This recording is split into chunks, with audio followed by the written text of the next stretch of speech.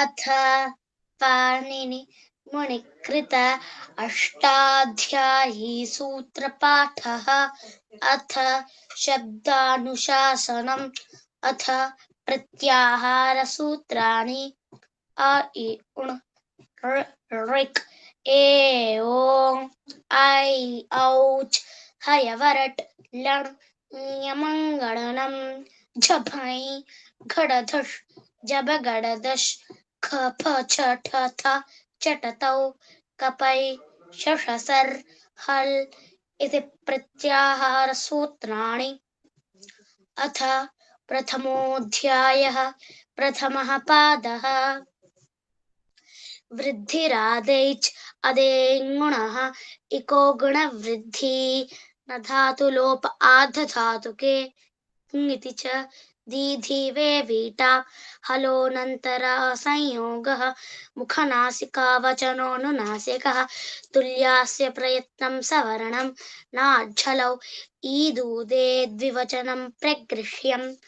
अथ सोमात् शे निपात एका जनाङ् ओत् सम्बुद्धौ शाकल्यस्येतावनार्षे उय उ ईदूतौ च सप्तम्यर्थे दाधाघ्वदा आद्यन्तवदेकस्मिन् तरप्तमपौ गः बहुगणवतु डति संख्या श्नान्ता षट् डति च तक्तवतु निष्ठा सर्वादीनि सर्वनामानि।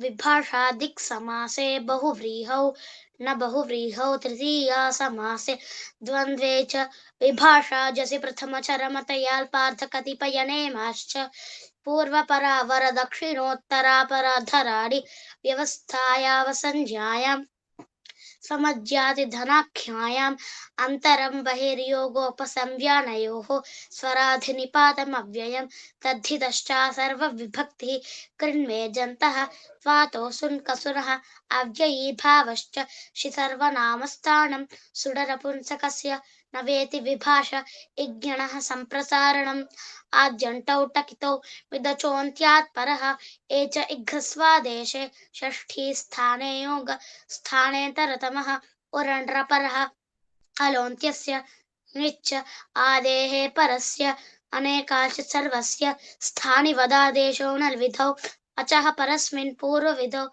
नपदान्तद्विर्वचनवरेयलोपस्वरसवर्णानुस्वार दीर्घजश्चर्विधिषु द्विर्वचनेचि अदर्शनं लोपः प्रत्ययस्य लुक्ष्लुलुपः प्रत्ययलोपे प्रत्ययलक्षणम् नलुमताङ्गस्य अचोन्त्यादिति अलोन्त्यात् पूर्व उपधा तस्मिन्निति निर्दिष्टे पूर्वस्य तस्मादित्युत्तरस्य स्वं रूपं शब्दस्य शब्दसंज्ञा अणुदित्सवर्णस्य च प्रत्ययः तपरस्तत्कालस्य आदिरन्त्येन सहेत येन विधिस्तरं तस्य वृद्धिर्यस्याचामादिस्तद्वृद्धं यदादीनि च एङ् प्राचां देशे इति प्रथमाध्याये प्रथमः पादः।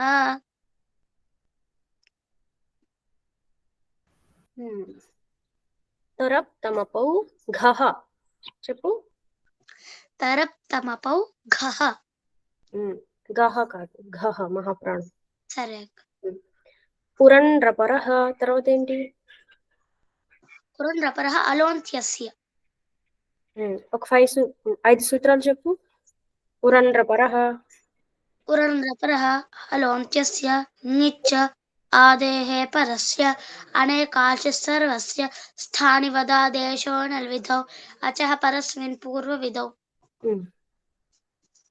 స్వరాది నిపాతం అవ్యయం చెప్పు स्वरादि निपातम् अव्ययम् తర్వాత तद्धितश्चा सर्वविभक्तिः कृन्मे जन्तः त्वातो सुन्कसुनः अव्ययीभावश्च బహుగణవతుడతి సంఖ్య తర్వాత